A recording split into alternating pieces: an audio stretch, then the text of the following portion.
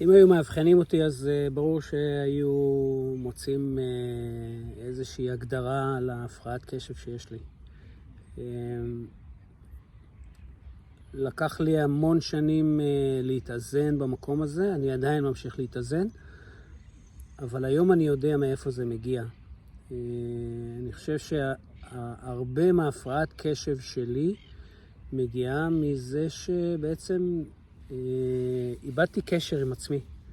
ואז בגלל שאיבדתי קשר עם עצמי, אז הייתי צריך כל הזמן להתאמץ כדי להישאר מחובר בחוץ, אבל כל האירועים שקרו בעצם לא היו בשליטתי ולא יכולתי להתייחס אליהם כאילו הם שלי, כאילו זה החיים שלי.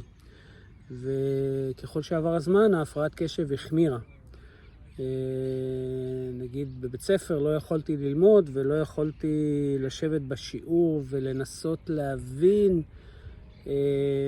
את החומר הנלמד, כי בעצם זה לא משהו שאני בחרתי בו. ואני בעצם נאלצתי ללכת וללמוד את כל הדברים האלה ולהיות ממש תלמיד ממוצע ופחות מזה. רק בתיכון הגעתי למצב שאני כבר,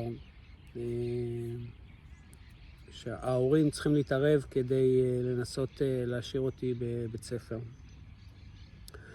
אז אני חושב שהדבר שהכי רציתי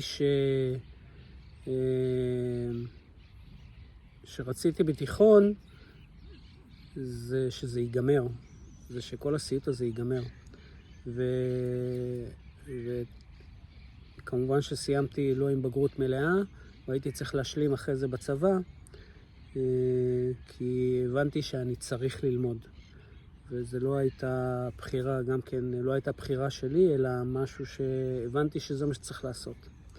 שאחרי הצבא צריך ללכת ללמוד וצריך להיות מישהו ולעשות משהו ואיזשהו תואר. אז כל הדברים האלה זה דברים שבעצם ממש הקשו עוד יותר על ההפרעת קשב שלי.